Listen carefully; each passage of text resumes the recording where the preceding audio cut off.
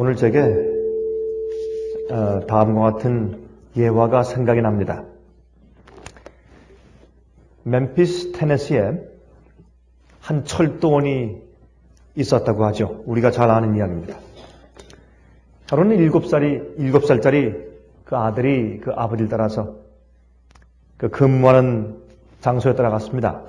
근데 이번에 그 임무 가운데 하나가 한 다리 위로 이제 그 기차가 지나갈 때 그 기차의 난간을 올렸다가 내렸다가 그 밑으로 이제 배가 지나가는 곳이 있기 때문에 난간 다리를 올렸다가 내렸다가 하는 그것이 이번에 철도원의 임무 가운데 하나였다고 하죠. 근데 한 번은 이제 기차가 저쪽에서 막 달려오기 때문에 이제 이 다리를 내려야 할 텐데 조금 들어있다가 다리를 내리는데 보니까 저쪽에 다리를 내리는 그 톱니바퀴에 그 7살짜리 자기 아들이 거기서 놀고 있다가 전혀 아무것도 모른 채 정말 innocent, 전혀 아무것도 모른 채 그 톱니바퀴 위에서 놀고 있다고 했죠. 그때 사람들이 많이 탄 기차가 막 달려오고 있는데 이 아버지가 지금 결정을 해야 하는 겁니다. 그 기차와 거기에 탄 많은 승객들을 살리기 위해서 그 다리를 내려놓을 것인가? 아니면 사랑하는 외아들을 살리기 위해서 그 기차를 희생할 것인가? 이것은 아마 참 그 마음 가운데 굉장한 고통을 주는 결정이었을 것이라고 생각을 합니다. 생각할 겨를조차도 없이 물론 이 아버지는 그 기차와 거기에 탄 많은 승객들을 구하기 위해서 그 다리를 내렸다 그러죠. 이제 그 위를 쏜살같이 달려가는 그 기관차에 탄 손님들은 웃으면서 농담을 하면서 술잔을 기울이면서 아무 일도 없었다는 듯이 유쾌하게 재밌게 대화하면서 그 기차 옆으로 쏜살같이 지나갔습니다. 그들이 살기 위해서 누가 희생되어야 했는지 전혀 아랑곳하지 않고 기차가 지나갔습니다. 참 그 일이 알려진 다음에 꼭 한 명이 그 기차를 타고 지나간 승객들 가운데 꼭 한 명이 그 신문에 난 적은 기사를 보고서 그 어린 아이의 무덤에 와서 꽃을 얹으면서 얘야, 내가 앞으로 사는 내 삶의 남은 기간은 내가 이 땅에 살았으면 어떻게 살았을까 하는 것만 내가 기억하고 살아주겠다. 내가 앞으로 사는 내 여생은 내가 성장했으면 어떻게 살 것이었는가 라는 것을 명상하면서 내가 대신 살아줄게 라고 꽃을 가지고 무덤 위에 올려두는 그 승객은 한 명밖에 없었다는 것입니다. 참 우리가 매일매일 살면서 우리가 어떻게 해서 살게 됐는지 그것만 깊이 명상하면 우리가 진정한 그리스도인으로서 살 수 있을 것 같습니다. 우리가 왜 살고 있는지, 왜 살게 되었는지 우리 다 같이 요한계시록 14장 6절과 7절 가운데 있는 말씀을 좀 읽어보도록 하겠습니다. 요한계시록 14장 6절과 7절입니다. 우리가 너무나 잘 아는 말씀이지요. 또 보니 다른 천사가 공중에 날아가는데 땅에 거하는 자들 곧 여러 나라와 족속과 방언과 백성에게 전할 영원한 복음을 가졌더라. 그가 큰 음성으로 가로되 여기에 복음을 가진 영원한 복음을 가진 천사가 지금 외칩니다. 그러므로 이 영원한 복음을 가진 천사가 외치기 때문에 여기에 있는 7절에 있는 내용은 사실은 영원한 복음을 외치는 내용입니다. 그러므로 영원한 복음은 7절에 있는 말씀이라고 해도 과언이 아니겠습니다. 그가 큰 음성으로 가로되 하나님을 두려워하며 그에게 영광을 돌리라. 이는 그의 심판하실 시간이 이르렀음이니 하늘과 땅과 바다와 물들의 근원을 만드신 이를 경배하라 하더라 그랬습니다. 창조주를 경배하라. 또 하나님을 두려워하며 그에게 영광을 돌리라 라고 지금 외칩니다. 그 이유는 그의 하나님의 심판하실 시간이 이르렀기 때문에. 그것이 이유입니다. 제가 지난번에 여러분들에게 하나님을 두려워하는 사실이 무엇인지 좀 말씀을 드렸습니다. 제가 여러분들에게 한 100불을 드리면 여러분께서 아마 좀 고맙게 생각을 하실 것입니다. 제가 1000불을 드리면 아이 목사님 이게 무슨 일입니까? 목사님 저한테 1000불까지 주시다니 상당히 고마워하실 것입니다. 제가 10,000불을 드리면 여러분들이 깜짝 놀라서 사용하시면서 굉장히 매우 감사하게 생각하실 것입니다. 제가 10만 불을 드리면 여러분들이 아마 정신이 나갈 겁니다. 너무나 고마워서. 제가 100만 불을 드리면 여러분 평생 동안 매일매일 저를 생각하면서 고마운 마음을 가질 것입니다. 그렇지 않겠습니까? 제가 여러분들께 1000만 불을 드리면 그 다음부터 여러분들은 저를 두려워하기 시작하는 것입니다. 경외하는 것입니다. 왜요? 너무나 고마워서 더 이상 말로 표현할 수가 없는 것입니다. 그것이 두려워하는 것입니다. 하나님을 두려워하는 것은 주님께서 우리에게 하신 그 희생과 사랑이 너무나 크기 때문에 우리의 마음과 우리의 뜻이 주께서 나를 위해서 나의 구원을 위해서 하신 일이 무엇인지를 깊이 이해한 다음에 더 깊이 이해하고 더 깊이 이해할수록 우리 마음 가운데 주님을 두려워하고 경외하는, 다시 말해서 주님의 뜻대로 살고 주의 말씀대로 순종하는 마음이 점점 더 높아지는 것입니다. 그것이 두려워하는 것입니다. 하나님을 경외하는 것은 주께서 나를 위해서 행하신 일이 너무나 크기 때문에 감동하고 감사해서 주님의 뜻대로 순종해 사는 것이 하나님을 두려워하는 것이라고 성경은 말하고 있습니다. 그래서 하나님께 영광을 돌리게 되었습니다. 우리의 착한 행실 때문에 우리의 주위에 있는 사람들이 하나님께 영광을 돌리게 하는 삶을 사는 것입니다. 그것은 성화입니다. 그것은 우리가 하나님의 성품을 우리 속에서 다시 반사하기 때문에 우리가 그렇게 타락했던 죄인이, 주의 법을 어기던 죄인이, 반역적인 죄인이, 나의 뜻대로 내가 원하는 대로 살았던 이기적인 사람이 이제 그리스도 안에서 죽고 또한 주님 안에서 새로운 사람으로 부활해서 이젠 예수 그리스도의 비이기적인 삶의 성품, 남을 위해 사는 성품, 하나님을 위해 사는 생애, 나의 뜻대로 마옵시고 아버지의 뜻대로 하옵소서는 예수님의 그 성품의 그 바로 그 아주 정말 그 초점, 그 성품대로 사는 하나님께 영광을 돌리는 그런 삶을 살게 되는 것입니다. 이것이 복음입니다, 복음. 근데 그 복음대로 사는 이유가 그의 심판하실 시간이 이르렀으니. 여러분, 심판은 사실 복음에서 시작합니다. 심판은 영원한 복음의 한 부분입니다. 심판은 복음과 분리되어 있을 수가 없습니다. 심판은 반드시 복음과 함께 가야 합니다. 손과 손을 마주잡고 함께 가야 합니다. 심판은 복음에서 시작합니다. 복음의 결론은 심판입니다. 심판이 없이 구원이 없습니다. 그래서 이사야 1장 17절에 말씀하기를 성도들은, 의인들은 심판으로, 공의로, 그랬습니다. 공평으로, 그건 심판입니다, 영어로. By judgment. 심판으로 구원을 받는다. 그렇게 성경은 말씀하고 있습니다.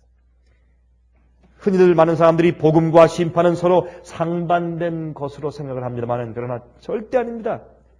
절대 아닙니다. 항상 복음과 심판은 사실 같이 가죠. 하지만 복음이 항상 먼저 갑니다. 복음이 먼저 가고 그 다음에 그 뒤에 심판이 뒤를 따르게 되겠습니다. 심판과 복음은 항상 같이 가는 것을 볼 수 있습니다. 그러나 복음이 항상 먼저 가는 것을 볼 수 있습니다. 잠깐 그 사실을 좀 생각해 보도록 하십시다. 누가복음 23장입니다. 누가복음 23장 39절부터 43절까지 있는 말씀을 좀 읽어보도록 하겠습니다. 누가복음 23장입니다.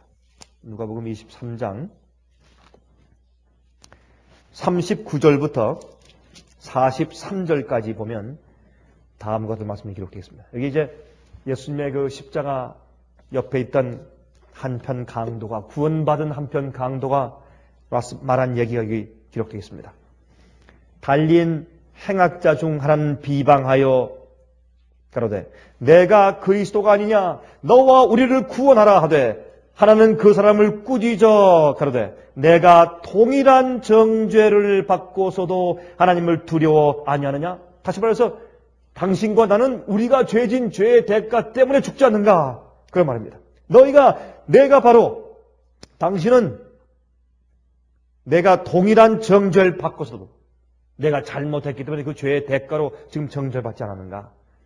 그렇게 정죄를 받고서도 하나님을 두려워 아니하느냐. 우리는 우리의 행한 일에 상당한 보응을 받는 것이니 이에 당연하거니와 이 사람의 행한 것은 옳지 않은 것이 없느니라 하고. 여기 그가 인정하기를 우리가 지금 죽는 것은 우리가 지은 죄의 대가 그대로 정죄를 받고 심판받아 죽는 것이 아니냐. 우린 심판받아 싸다. 심판받고 멸망받아 합당한 자들이다. 하지만 그 뒤에 그 말을 한 다음에 41절 가로되 예수여 당신의 나라에 임하실 때 나를 생각하소서 하니 예수께서 이르시되 내가 진실로 내게 이르노니 오늘 내가 나와 함께 낙원에 있으리라 하시니라 그랬습니다. 여러분 여기 있는 말씀은 무슨 뜻입니까? 그가 행한 그대로 받는 보응으로 그가 지금 정죄받아 심판받아 죽어가고 있지만은 그가 복음을 이야기합니다. 그럼에도 불구하고 주님이시여 주의 나라가 이 땅에 임하실 때 나를 기억하시옵소서. 나를 생각해 주십시오. 그때 예수님께서 그에게 영생을 허락하십니다. 여러분 제가 이 광경에서 제가 한 가지만 지금 강조하고 싶은 것은 뭐냐면 여기에 심판에 대해서 이야기하지만 그래도 제일 먼저 그렇게 자기 심판에 대해서 얘기한 다음에 그 심판의 합당함을 얘기한 다음에 그래도 주 앞에 뭘 얘기합니까? 복음을 얘기합니다. 주님이시여 주의 나라가 임하실 때 나를 좀 기억해 주십시오. 기억해 주십시오. 우리가 심판에 대해서 이야기할 때 사실 복음이 제일 먼저 옵니다. 복음을 먼저 이야기하고 복음을 먼저 우리가 기억해야 합니다. 그는 구원을 받을 자격이 없었습니다. 그러나 그럼에도 불구하고 그는 자비를 요청했습니다. 그가 예수님께서 메시아임을 인정했죠. 여러분 우리가 한 가지 아는 것은 이 한편 강도가 구원받은 강도가 만약에 십자가에 내려와서 그가 남은 여생 동안 죽지 않고 살 수 있는 기회를 얻었다면 그가 얼마나 아름다운 생을 살았겠습니까? 정말 거듭나고 회개한 사람의 생을 살았을 것입니다. 그가 거듭났기 때문에 짧은 순간이지만 그는 거듭났습니다. 심판에 대한 것을 그는 알고 있었습니다. 이해하고 있었습니다. 그러나 드디어 뭘 발견했습니까? 메시아, 복음을 발견했습니다. 자기의 죄를 위해서 돌아가시는 메시아를 발견했습니다. 그래서 그는 자기의 죄의 대가인 심판을 그대로 받고 정죄받아 죽어가는 입장에서도 복음을 믿었습니다. 복음이 먼저입니다. 복음이 먼저입니다. 심판 앞에 복음이 갑니다. 그렇다고 할지라도 복음 자체가 심판을 패하는 것이 아니죠. 복음의 결론이 심판입니다. 복음의 결론이 심판입니다. 예수님의 십자가는 이 땅에 있는 모든 사람들을 위해서 십자가에 돌아가셨습니다. 하지만 그 예수님께서 흘리신 보혈의 피가 그 희생 제물이 모든 사람을 둘째 사망에서 구원하지는 못했습니다. 왜요? 예수님의 십자가의 죽음의 희생의 대가는 믿는 자들에게만, 진심으로 회개한 자들에게만 그 효용이 있습니다. 예수님의 돌아가신 희생은, 예수님의 피의 보혈은 사실 두 번째 사망에서 우리를 구원하는 것입니다. 첫 번째 사망에서 우리를 구원하는 것이 아닙니다. 두 번째 사망에서 우리를 구원하는 것입니다. 그리고 예수님의 십자가는 우리의 영생과 관계가 있는 복음 아니겠습니까? 그러나 그 영생에 들어가기 전에 예수께서 십자가에 돌아가셔서 우리 죄인을 위해서 돌아가셔서 그 무한한 희생의 값을 치르셨다고 할지라도 여전히 믿는 자들이라고 할지라도 심판을 통과해야 합니다. 심판은 정말 우리가 예수 그리스도의 복음을 정말 진실되게 믿었는지 믿지 아니했는지에 대해서 주님께서 알아보시는 것입니다. 또한 주님께서 온 우주 앞에 천사 앞에서 이 사람은 내가 데리고 하늘에 가서 영원히 살 자격이 있다는 것을 주님께서 드러내시기 위해서 꼭 심판이 필요한 것입니다. 하나님께서는 증명하고 증거하는 일, 증인의 일이 없이는 주님께서 어떤 한 영혼도 구원할 수가 없기 때문에 영원한 복음 가운데 반드시 심판이 그 일부분으로 들어가야 하는 것을 우리가 참 잘 알고 있는 것입니다. 이번에 제가 이 마가렛 데이비스 여사를 모시고 가서 이제 한국에서 집회를 했는데, 그분이 이제 강의를 하면서 제일 처음에 이제 복음의 면, 심판의 면 말고 복음의 면에 대해서 쭉 강조하시면서 이러한 단어를 몇 번 반복해서 쓰시는 것을 제가 들었습니다. Infinite pity. Infinite pity. 그게 뭡니까? 무한하신 동정심. 타락하고 죄로 인해서 죽어가는 영혼들을 위해서 무한하신 끝이 없는 동정심을 가지신 예수 그리스도. 여러분, 마가렛 데이비스 여사는 죄 없는 생애와 죄를 승리할 수 있는 사실을 많이 강조하는 그러한 복음을 가리키는 분인 것을 우리가 잘 알고 있습니다. 그러나 그분의 강의 가운데 십자가를 얘기할 때 하나님께서 죄인을 위한 infinite pity, 정말 끝없는 다음이 없는 무한하신, 아무리 우리가 자로 재보고 또 재보아도 끊임이 없는 무한하신 동정심을 가지고 타락해서 삐뚤어져 멸망당하고 있는 죄인을 바라보시는 그 자비하심 때문에, 그 불쌍히 여기심 때문에 우리 마음 가운데 희망이 생긴 것입니다. 그러므로 사실은 복음은 우리 죄인의 마음을 변화시켜서 심판대 앞에 통과하기로 우리 마음을 변화시키는데 충분한 능력이 있는 것을 우리가 압니다. 우리가 복음을 심판 앞에 먼저 복음이 온다는 사실을 우리가 잘 알고 있습니다. 하지만 여전히 한 가지 사실이 존재하는데, 그것은 복음이 나를 용서하는 것으로만 끝난다면, 잘 들으십시오. 복음이 나를 지금 죄를 고백하고 회개하는 이 죄인의 죄를 용서하는 것으로만 끝난다면 그 복음은 나 자신만을 위해서 좋은 것입니다. 내 남편과 내 아내와 이웃들에게는 좋은 것이 아닙니다. 복음의 목적은 나의 마음과 태도의 변화입니다. 또한 하나님과 이웃들을 향한 변화가 그것이 복음입니다. 그렇지 않고서는 그러한 사람은 영원히 살지 말아야 합니다. 왜? 다른 사람들에게 조금이라도 해를 끼칠 수 있는 사람은 영원히 살지 말아야 합니다. 그래야 다른 사람들이 행복합니다. 여러분, 우리 마음이 예민해서 남들을 쉽게 오해하든지, 아니면 마음이 거칠어서 남들을 쉽게 오해하든지 상관없습니다. 어떤 입장에 있든지 다른 사람들에게 해를 끼치는 사람들은 영원히 살지 말아야 합니다. 여러분들은 지금 사시면서 어떻습니까? 여러분은 가정에서, 여러분은 가족 식구들에게 해를 끼치며 살고 있습니까? 아니면 남들을 행복하게 해주며 살고 있습니까? 자, 이번에 이 마가렛 데이비스 여사의 강의를 제가 통역하면서 다시 한번 제 마음 가운데 다시 제 마음 가운데 그런 기억이 이제 상기가 되는데, 이제 그 얘기를, 이제 그분은 이러한 강의를 많이 하신 분 아닙니까? 남들이 아무리 내게 잘못하든지, 남들이 내게 아무리 화를 돋구든지, 무슨 일을 해도 그것이 나로 하여금 죄를 짓게 하는 변명은 만들지 못한다는 것입니다. 맞습니까? 그 사람이 나한테 무슨 일을 하고 무슨 짓을 행할지라도 그것은 그 사람의 죄이지, 왜 내가 그 사람의 죄에 동참하느냐 말이에요. 그 말 참 일리는 말이 아닙니까? 남이 어떻게 하든지 간에 그것은 나로 하여금 나를 성가시게 하거나 나를 분노하게 하거나, 나도 그를 쳐서 그가 나를 해코자 했다고 해서 나도 그를 해코자 하게 만드는 그런 핑계는 주지 못하는 것입니다. 그렇죠? 그래서 그분의 얘기 가운데 참 그런 얘기를 많이 해요. irritated.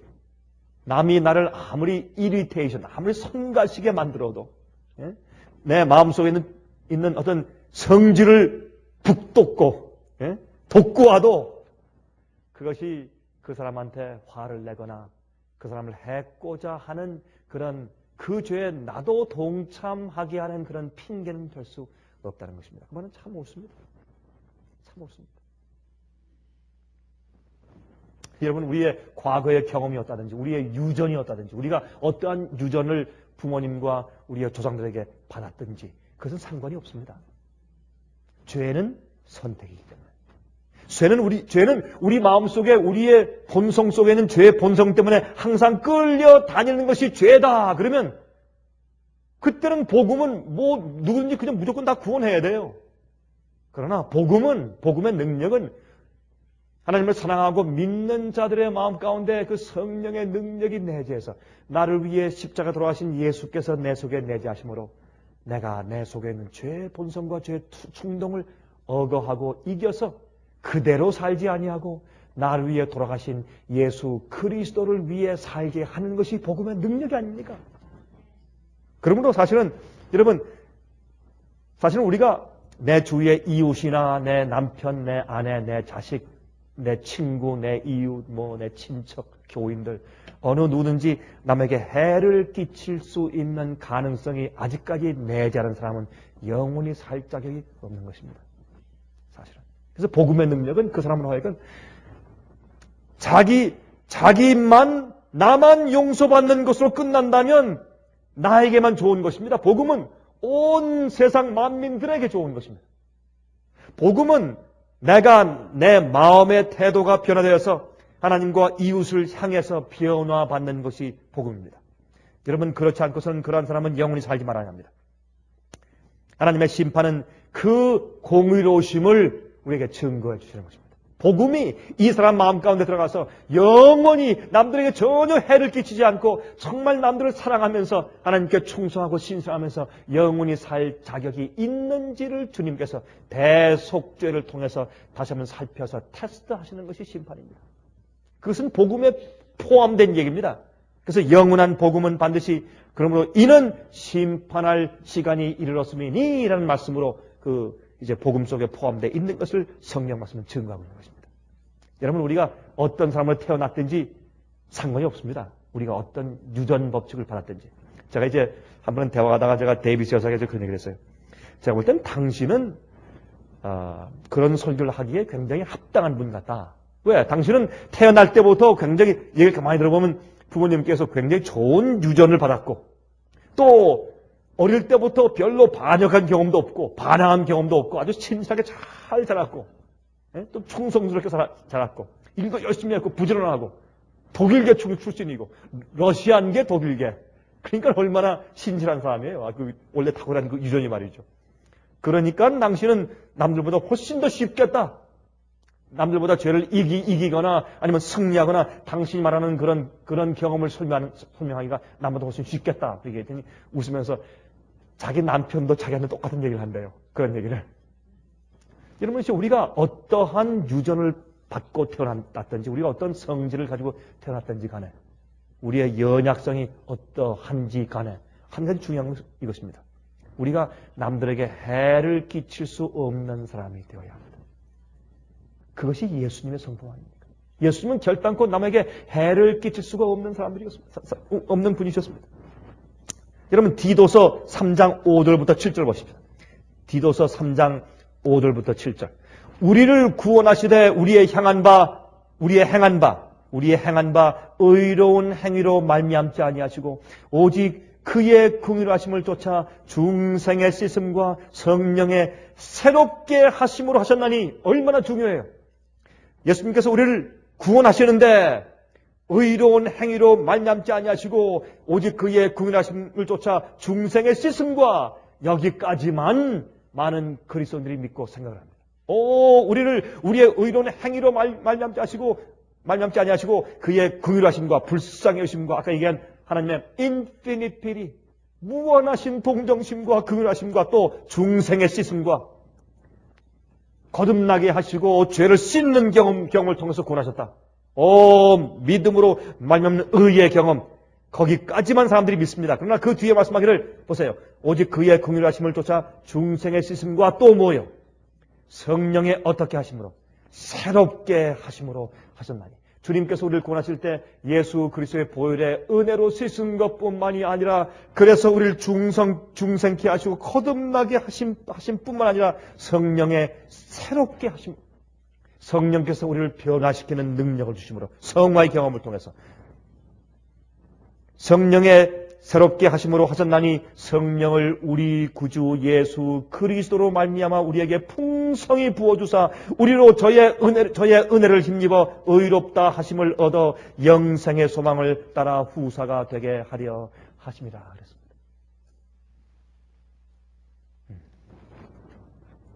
주님의 은혜를 힘입어서 의롭다 하심을 얻어서 영생의 소망을 따라 후사가, 주께서 영원히 살게 하시는 그 기업을 얻는 후사가 되게 하셨다 그 말입니다. 여러분, 그 로마 교회에서 개신교회를 이제 separated brethren, 분리된 집 떠난 그런 형제들을 다시 집으로 불러들여서 이제 연합시키는, 사실 우리가 눈으로 볼 때 형식적인 연합은 없지만 사실 종교적인, 또한 예배적인, 또한 교리적인, 같이 연합해서 전도하는 입장에서, 특별히 미국에서 같은 정치적인 목적을 가지고 일하는 그런 입장에서는 사실 종교연합이 세상에서 이루어진 것을 알 수 있습니다. 여러분, 이 개신교의 대표인 빌리 그레엄 목사가 이 세상에서 기독교의, 아니 모든 종교의 도덕적인 최고 지도자가 요한 바오로 이사라고 그런 칭송한 것을 우리가 이미 알고 있는 사실입니다. 그런데 여러분이 바티칸이 개신교와 로마 교회를 다시 하나로 합해서 종교 연합을 이루는 가장 큰 방법 중에 하나가 무엇인지 아십니까? 그것은 유카리스트입니다. 여러분, 유카리스트가 뭡니까? 그것은 성만찬이죠. 성만찬 예식하는 것. 예수님의 살을 상징한 떡을 떼고 예수님의 피를 상징한 포도즙을 마시는 것입니다. 물론 많은 사람들이 포도주로 이제 성만찬 예식을 하죠. 어떤 사람들은 잘 몰라서 큰 컵에 예수님의 피를 마시되 조금씩 마시지 말라고 큰 컵에 포도주를 마셔서, 술을 하지 못하는 사람은 포도주를 갖다 한 잔씩 들고 나서 이 곳곳이 빨개져서 안 되는 사람들을 본 적이 있다는 그런 얘기를 제가 친구에서 들었습니다. 하여튼 어찌됐든 여러분이 이런 유카리스트, 성만찬 예식을 말합니다. 그런데 흥미있는 것은 로마 교회에서 믿는 것은 어떻게 믿습니까? 로마 교회에서 믿는 성만찬 예식은 사실 떡을 뗄 때 그 떡 자체가 실제 예수님의 몸이 된다고 믿죠. 화채설.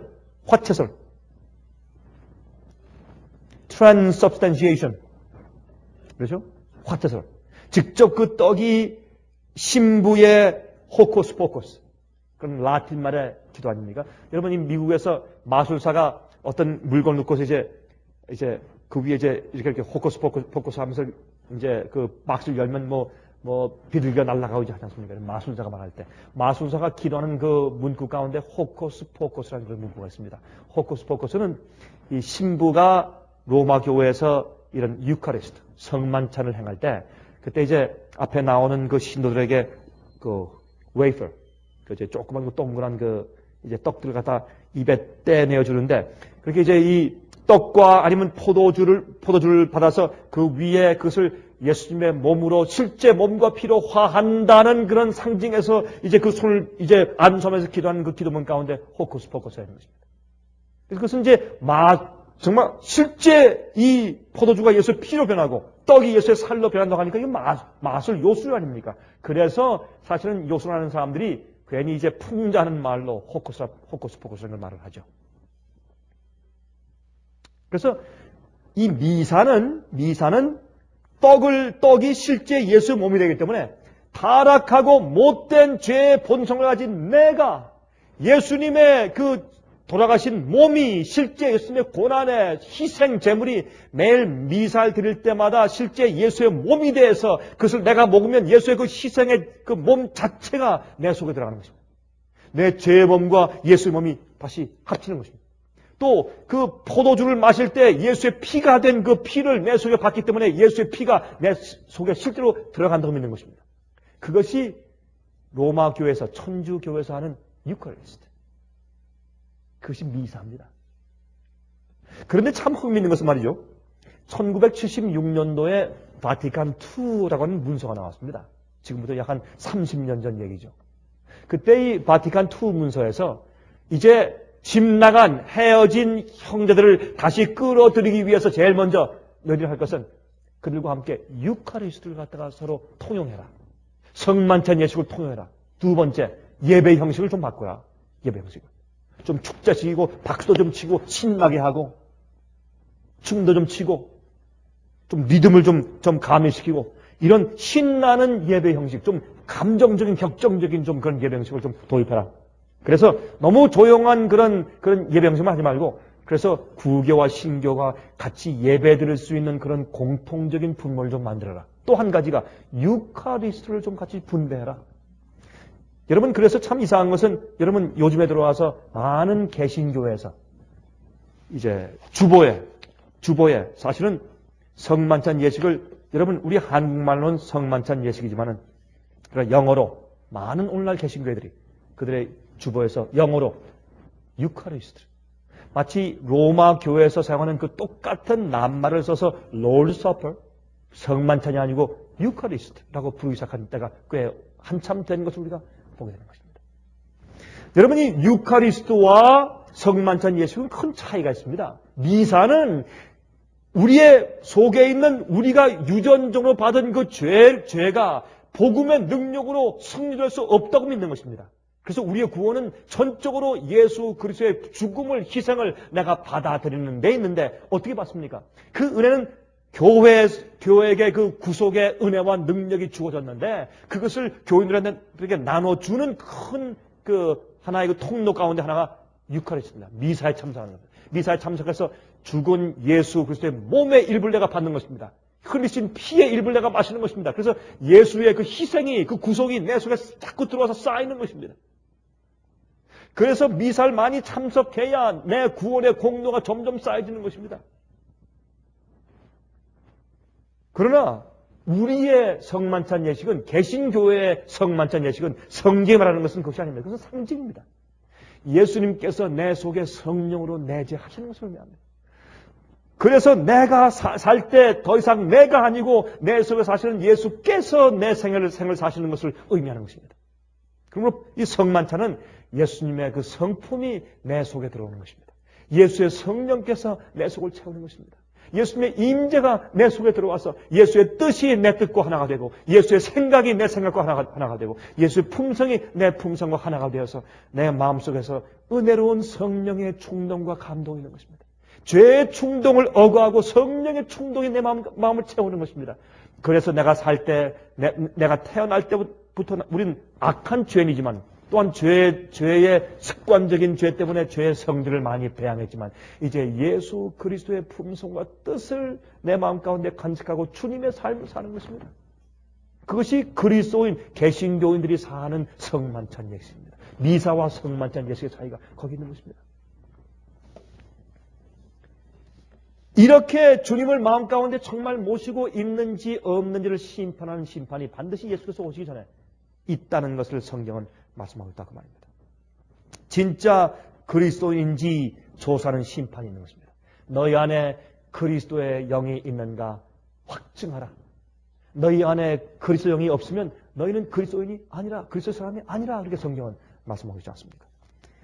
여기에 데살로니가 후서 1장 7절부터 9절까지 다음과 같은 말씀했습니다. 환난 받는 너에게는 우리와 함께 안식으로 갚으시는 것이 하나님의 공의시니 주 예수께서 저의 능력의 천사들과 함께 하늘로부터 불꽃 중에 나타나실 때에 하나님을 모르는 자들과, 이것은 한편이에요. 주님을 모르는 자들과 주님을 모르고서 주님을 아는 복음에 대해서 설명하는 성령의 감동을 거절하는 사람들, 주님을 모르는 자들과 또 두 번째 케이스는 무엇입니까? 주님을 알지만 우리 주 예수의 복음을 복종치 않는 자들에게 형벌을 주시리니, 주님을 믿지 않고 주님에 대한 복음을 이왕 거절하는 사람들은 이왕 이제 정죄 가운데 들어가고, 그 다음에도 두 번째, 주님을 알고 받아들였지만은 우리 주 예수의 복음을 복종치 않는 자들에게 형벌 주신다 그랬습니다. 이런 자들이 주의 얼굴과 그의 힘의 영광을 떠나 영원한 멸망의 형벌을 받을 것이라. 그렇게 성경을 말씀하고 있습니다. 그렇죠? 유다서 1장 14절과 15절에 다음과 같은 말씀이 있습니다. 아담의 7세 손 에녹이 사람들에게 대하여도 예언하여 이르되 보라 주께서 그 수많은 거룩한 자와 함께 임하셨나니. 여기 지금 에녹이 죽기 전에 그가 죽기 전이 아니죠. 에녹이 승천하기 전에, 살아서 승천하기 전에 그는 이 땅에서 예수께서 이 땅에 재림하실 것을. 여러분, 에녹은 노아 홍수 이전에 살던 사람입니다. 그러나 그는 노아 홍수에 대한 계시도 보았고 메시아가 이 땅에 초림하시는 계시도 보았고 또한 예수께서 재림하시는 계시도 보았습니다. 그는 심판에 대해서 3번이나 다 계시를 보았습니다. 그래서 여러분, 유다서는 말하기를 아담의 7세 손 에녹이 사람들에 대하여도 예언하여 이르되 보라 주께서 그 수많은 거룩한 자와 함께 임하셨나니 이는 무사람을 심판하사 모든 경건치 않은 자의 경건치 않게 행한 모든 경건치 않은 일과 또 경건치 않은 죄인의 죽게 거스려 한 모든 강팍한 말을 인하여 저희를 정죄하려 하심이라 하니라 그랬습니다. 여러분, 여기 영어 성경에 말하기를 예수께서 이 땅에 재림하실 때 이런 천천만만 천사와 함께 오신다. 이것은 예수님의 재림 광경이거든요. 예수께서 수많은 거룩한 자와 함께 임하셨나니 이는 무사람을 심판하사, 이것을 영어로 execute judgment upon all, 모든 사람들에게 심판을 집행하시기 위해서 그렇게 기록되어 있습니다. 이건 집행심판이에요. 집행심판입니다. 여러분, 재판할 때 3가지 단계가 있죠.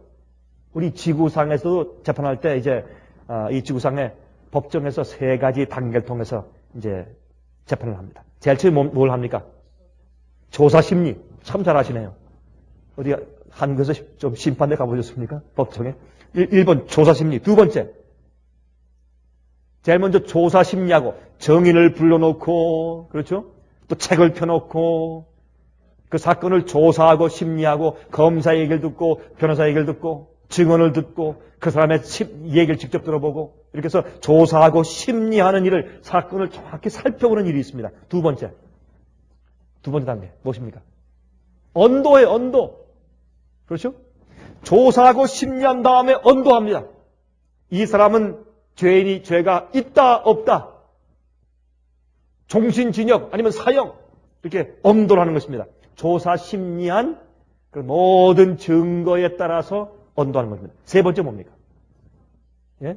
집행입니다. 형을 집행하는 것입니다. 그래서 예수께서 이 땅에 오실 때, 여러분, 예수님께서 이 가라지에 대한 비유를 말씀하실 때도 마지막 추수할 때 가라지를 골라내어서 불에 태우고 알곡을 어떻게 해요? 곡간에 드린다고 했습니다. 예수께서 이 땅에 오실 때 그 집행 심판 때 어떻게 합니까? 가라지를, 주의 복음을 순종치 아니한 자들을 골라내어서, 믿는 자들 가운데서도 복음을 순종치 않은 엉터리, 진짜가 들어있지 않은 가짜 쭉저기를 골라내어서 할 수 없이 그들을 불에 태우시고, 그리고 알곡을 창고에 들이십니다. 그때 주님께서 죽은 자들을 부활시키시고 산자와 합해서 그들을 데리고 하늘로 올라가시는 일이 있는 것입니다. 여러분, 이것만 보아도 반드시 복음의 결론 가운데 심판이 포함되어야 할 것을 아는 것입니다. 영원히 하나님께 충성하는 자, 다시는 죄가 마음속에서 그 죄의 충동이 올라오지 않을 사람들, 다시는 죄의 유혹이 있더라도 절대로 주의 법을 어기지 않을 사람들, 남들을 절대로 해코자 할 수 없는 성품을 가진 자들만 영원히 살도록 하시는 것입니다. 여러분, 심판의 이 기별은 우리의 구원에 대한 확신을 뺏어간다고 느끼는 사람들이 있습니다. 심판 얘기 좀 하지 마십시오. 복음과 구원만 강조하십시오. 그것만 강조해도 힘든데, 그래도 힘든데 심판에 대해서 말하지 말라고 합니다. 심판의 기별은 우리의 마음속에 구원에 대한 확신을 빼앗아 가는 것처럼 느낍니다. 여러분, 오히려 그 반대입니다. 우리 마음이 정말 주님 앞에 서서 우리 마음 가운데 거리낄 것이 없으면, 우리 마음이 하나님과 합한 자가 되면 심판이 두렵지 않습니다. 우리가 죄를 지었기 때문에 멸망당하는 것이 아니라 죄를 어떻게 안 했기 때문에, 죄를 회개치 않기 때문에 멸망당하는 것이죠. 우리가 죄를 지었기 때문에 멸망당하는 것이 아니요, 회개하고 버리지 않아서죠. 우리 다윗의 간증을 좀 들어보십시오. 다윗의 간증. 시편 35장 좀 펴서보십시오. 시편 35장 22절부터 24절까지 있는 말씀입니다. 시편 35장 22절부터 24절까지. 여호와여 주께서 이를 보셨사오니 잠잠하지 마옵소서. 주여 나를 멀리하지 마옵소서. 나의 하나님 나의 주여 떨치고 깨셔서 나를 공판하시며 나의 송사를 다스리소서. 여호와 나의 하나님이여 주의 공의대로 나를 판단하사 저희로 나를 인하여 기뻐하지 못하게 하소서. 이것이 무엇입니까? 자기가 주 앞에 회개하고 자기 용서받은 것이 확실해요. 마음 가운데. 또 남들이 자기에 대해서 잘못 정죄하는 것을 압니다. 그래서 자기 마음의 깨끗함을 용서받았음을 구원받았음을 주님께서 증명해 달라고 그는 요구합니다. 심판해 달라고 요구합니다. 심판에 올 것을 그는 호소합니다. 보세요. 또 저희가 나를 향하여 입을 크게 벌리고 아하 하하 우리가 목도하였다 하나이다. 21절 22절 여호와여 주께서 이를 보셨사오니 잠잠하지 마옵소서. 주여 나를 멀리하지 마옵소서. 나의 하나님 나의 주여 떨치고 깨셔서 나를 공판하시며 이것은 나를 심판하시며 그렇죠. Judge me 주여 나를 심판하시며 나의 송사를 다주소서. 왜요? 마귀가 우리를 고소하기 때문에. 주님 나를 심판해 주십시오. 주님께서 나를 용서하시고 내 회개를 용납하시고 받으시고 나를 영원히 인치시는 주님의 긍휼하심과 주님의 심판을 내게 증거로 보여주십시오.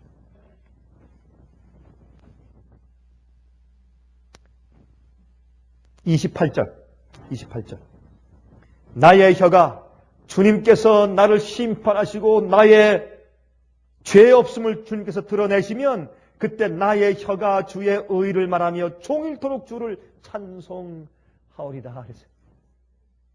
여러분 우리가 억울한 상태에 있으면 심판날이 올 것을 기다리죠. 심판날이 올 것을 두려워하는 사람은 마음 가운데 죄가 있는 사람입니다. 심판날이 두렵지 말아야 합니다. 그것이 복음을 통한 구원입니다. 그것이 복음의 확신이고 구원의 확신입니다.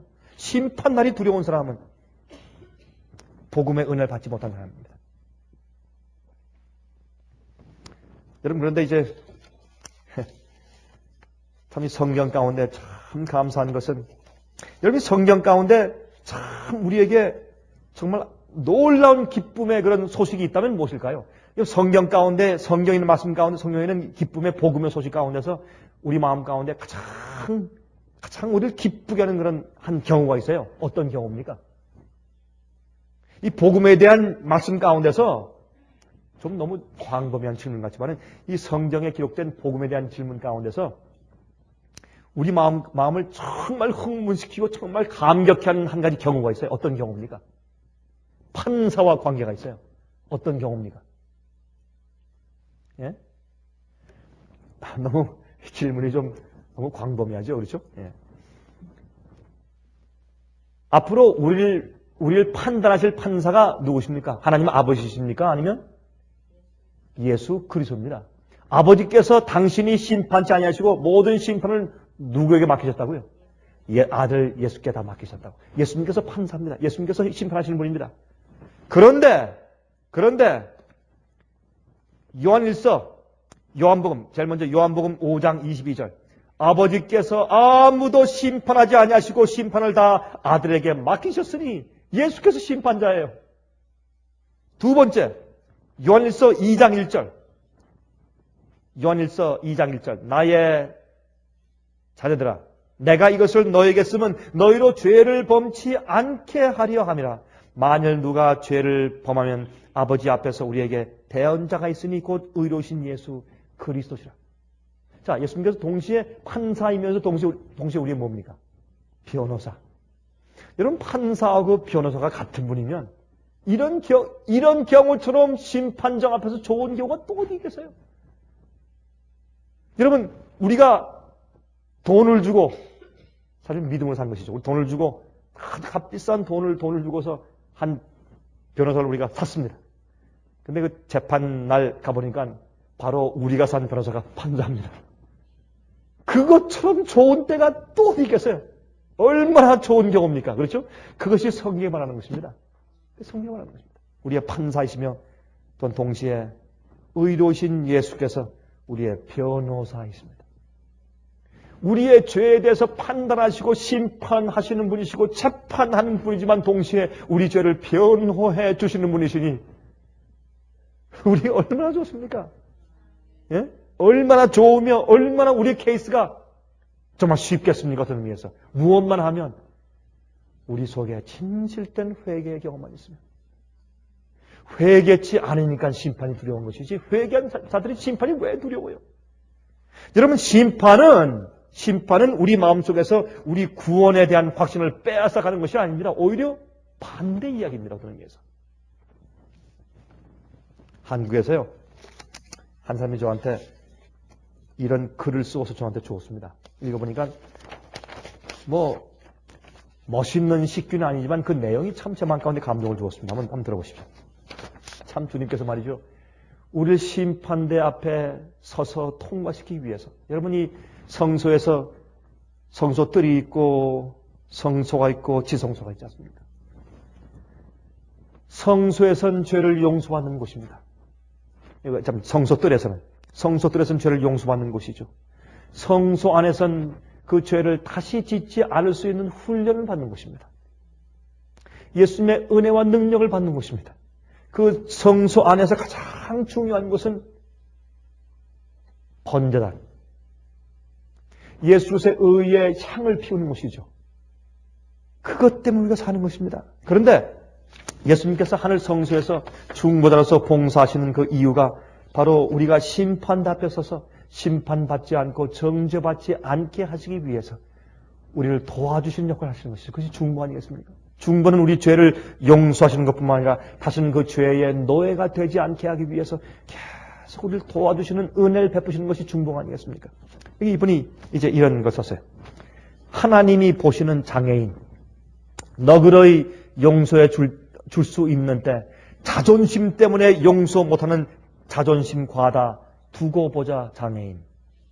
오래 참고 기다릴 수 있는 때 조급해하며 불안해하는 신뢰 부족 빨리빨리 장애인. 영원한 행복 붙잡을 수 있을 때 일시적 쾌락 포기 못하는 욕심 과다 딱 한 번만 장애인. 이해하며 친절할 수 있을 때 내 자신의 평판과 이익만 생각하는 나 장애인. 생명의 양식에 배불릴 수 있을 때 바쁘다는 핑계로 굶주리는 식욕부진 다 알아 장애인.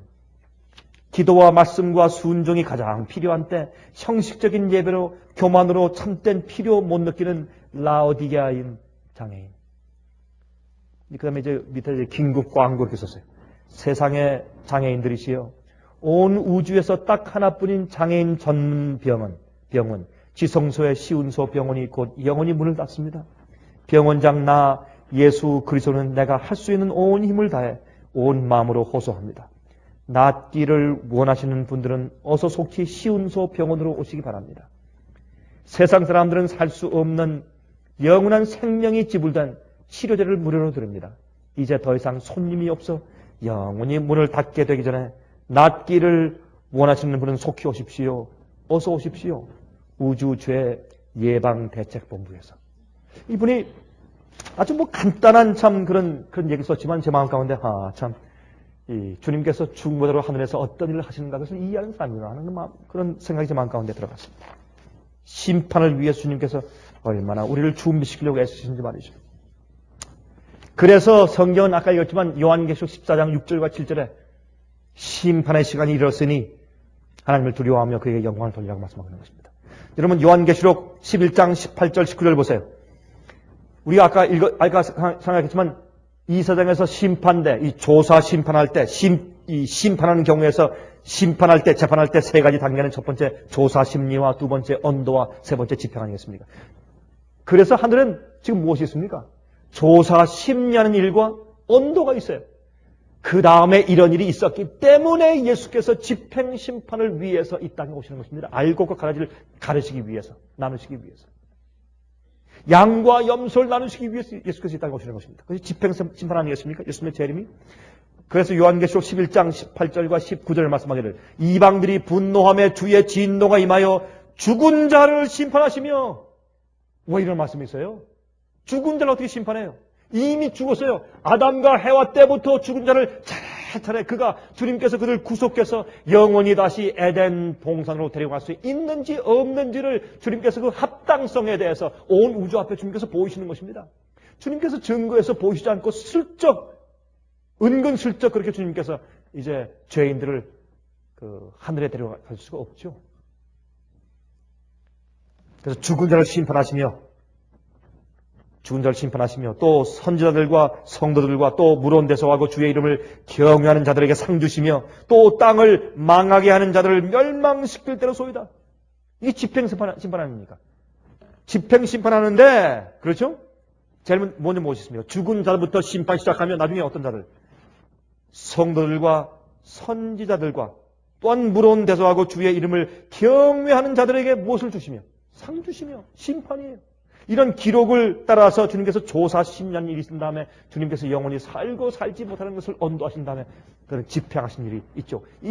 그래서 사실은 예수께서 재림하시기 전에 조사하고 심판하는 심판이 있다는 이 가르침은 이것은 아주 합당합니다. 논리적으로 합당하고 우리의 상식적으로 합리적이고 성경의 진리입니다. 많은 그리스도인들이 예수께서 이 땅에 재림하시기 전에 조사 심리하는 조사 심판이 하늘 성소에서 진행 중에 있다는 것을 모르는 것입니다. 그들이 진짜 그리스도인들을 심판하신 사실이 하늘에서 진행 중인 것을 그들이 모르는 것입니다. 말라기 3장을 보십시오. 말라기 3장 14절부터 18절에 말씀하기를 이는 너희가 말하기를 하나님을 섬기는 것이 헛되니 만군의 여호와 앞에 그 명령을 지키며 슬프게 행하는 것이 무엇이 유익하리요? 지금 여러분 그럴 때예요. 너무나 많은 그리스도인들이 말씀대로 살지 않고 믿음대로 살지 않습니다. 예수께서 곧 오시는 것처럼 살지 않습니다.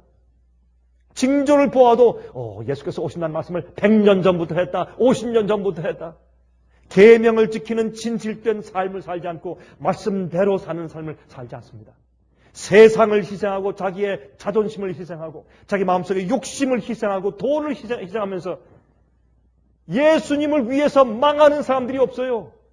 우린 예수를 위해서 우리가 망할 줄 알아야 합니다. 예수 위해서 내가 죽을 줄 알아야 합니다. 예수 위해서 내 평판이 다 없어지고 예수 위해서 죽을 사람이 될 수 있어야 합니다. 예수 위해서 나와 세상과 죄와 모든 것들을 전부 다 포기해서 죽을 수 있는 사람, 그런 자들 많이 하늘에 있을 것이에요. 주님께서 정말 주님 내가 너를 위해서 모든 것을 주었는데 너희는 날 위해 무엇을 주느냐, 그 동기를 살피신 심판이 하늘에 있는 것입니다. 하늘에 있습니다. 죽은 자부터 그 다음에 지금은 산 자의 심판이 주님께서 이제 하늘에서 이루실 것입니다. 여기 보십시오. 마지막 시대에 어떻게 할 것이라고요. 사람들이 말하기를 하나님을 섬기는 것이 헛되니 만군의 여호와 앞에 그 명령을 지키며 슬프게 행하는 것이 무엇이 유익하리요. 남들은 세상에서 자기를 위해서 돈을 위해서 쾌락을 위해서 잘 사는데 내가 이렇게 고생할 필요가 있나? 그렇게 할 때에 지금 우리는 교만한 자가 복되다 하며 악을 행하는 자가 창성하며 하나님을 시험하는 자가 화를 면한다 하노라 하느니라. 이렇게 사람들이 주님을 위해서 희생하고 헌신하고 고생하면서 그렇게 열심히 주의 명령을 순종해봐야 무슨 소용이 있겠느냐. 믿는 자들 다 자기를 위해 살고 자기 명예 위해 살고 세상 재미를 위해 살고 돈을 위해 사는데 내가 꼭 이렇게 꼭 고지식하게 주의 말씀대로만 살면서 슬프고 고생할 필요가 있겠는가. 나는 온 세상에 편만할 때에 여기에 말씀합니다. 그때에 여호와를 경외하는 자들이 피차에 말하며 여호와께서 그것을 분명히 들으시고 여호와를 경외하는 자와 그 이름을 존중히 생각하는 자를 위하여 여호와 앞에 있는 기념책에 기록하셨느니라. 우리의 신실한 충성심이 하늘 조사 심리 때 우리를 참으로 의로운 자로 판단한다는 사실을 기억하십시오. 이게 중요한 것이에요. 사람의 눈이 중요한 것이 아니라 하늘에서 우리의 책에 기록책이 펴놓일 때 우리가 어떠한 그리스도인들로 발견될까요? 이럴 때에 주님을 존중하는 그런 자들, 주님의 귀에 들리는 경외하는 자들의 대화를 하는 사람들이 될 수 있을까요? 그 뒤에를 말씀했습니다. 만군의 여호와가 이르노라. 내가 나의 정한 날에, 주님께 정한 날이 있어요. 이 은혜 시간이 영원히 가지 않을 것입니다. 이제 곧 끝날 것입니다. 내가 나의 정한 날에 그들로 나의 특별한 소유를 삼을 것이요 또 사람이 자기를 섬기는 아들을 아낌같이 내가 그들을 아끼리니. 예수님을 아버지께서 아끼신 것 똑같은 가치로 우리를 아끼신단 말이에요. 그때에 예수께서 정한 날의 심판때에 너희가 돌아와서 의인과 악인이며 하나님을 섬기는 자와 섬기지 아니하는 자를 분별하리라. 무엇입니까? 집행심판이에요. 주님께서 현재 우리의 생애와 우리의 태도와 동기와 우리의 말을 하늘에 기록하세요. 조사하시고 심판하세요. 그 다음에 주님께서 악한 자와 의인들을 구별하실 때 주님의 기념책에 기록된 의인들의 행함을 보시고 주님께서 우리를 하나님의 편에 속한 의인으로 구별하시는 것입니다. 당신 아들 예수를 귀히 여기시는 것처럼 우리를 귀히 여기시는 것입니다. 제가 지금 시간이 바뀌었기 때문에 지금 14시간의 시간이 바뀌었기 때문에 여러분에게 충분히 더 이상 말씀을 못 드리겠습니다. 여러분이시여 심판받는 자처럼 살고 행하시기를 간절하게 바랍니다.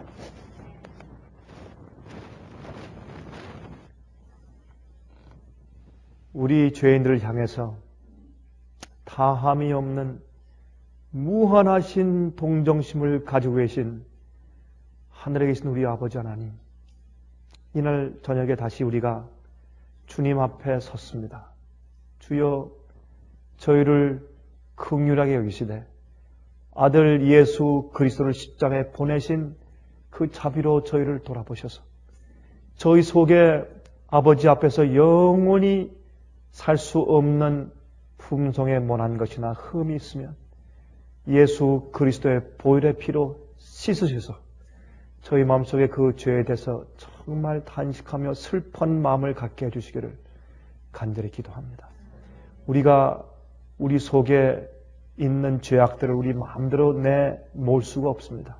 우리가 자원하고 기꺼워하는 마음으로 우리가 그 죄에 대해서 정말 슬퍼하며 주님을 못 박은 죄에 대해서 증오하는 심령으로 우리가 죄를 씻지 아니하면 죄의 본성이 우리를 압도하게 싸우니 주님이시여 우리를 불쌍히 여기셔서 십자가의 보혈로 씻으실 뿐만 아니라 복음의 능력으로 저희를 건져주셔서 정말로 영원히 살 수 있는 자들로 판단받게 해주시옵소서.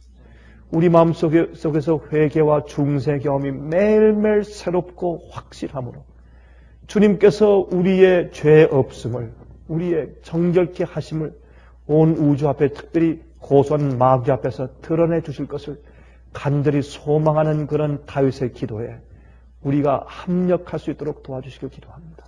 주님이시 우리를 도와주시옵소서. 우리 마음 가운데 단 하나의 우상과 단 하나의 이기적인 죄악을 우리 마음 가운데 품고 있을 마음이 없습니다. 저희를 도와주시옵소서. 주님 그것들을 내몰아주시길 기도하며 특별히 주 앞에 기도하는 것은 우리가 우리 가족들과 우리 이웃들과 교우들과 친지들과 친구들에게 결단코 해를 끼치지 않는 거룩한 사람들로 만들어 주시길 기도합니다. 우리가 남들에게 해코자 할 수 있도록 우리의 성격이 삐뚤어져 있다든지 아니면 우리 마음 가운데 교만과 이기심이 있어서 다른 사람들이 우리 때문에 불편해할 수 있는 성품이 있다면 주님이시여 고쳐주시길 기도합니다. 저를 채찍질해 주셔서 정결케 해주셔서 아름답고 흠이 없는 어린 양의 품성을 다 소유케 도와주시옵소서. 주님이시여 우리가 이 세상을 얻기 원치 않습니다. 하늘을 얻기 원합니다. 우리가 이 세상에서 어떠한 일을 당해도 하나님께만 충성하고 신실히 살다가 우리가 영혼을 얻기 원합니다. 주여 주님과 함께 반드시 그곳에 서서 거룩한 의의 삶을 영원히 살게 축복하여 주시옵소서. 예수 그리스도의 거룩하신 이름을 의지하여서 간절하게 기도합니다. 아멘.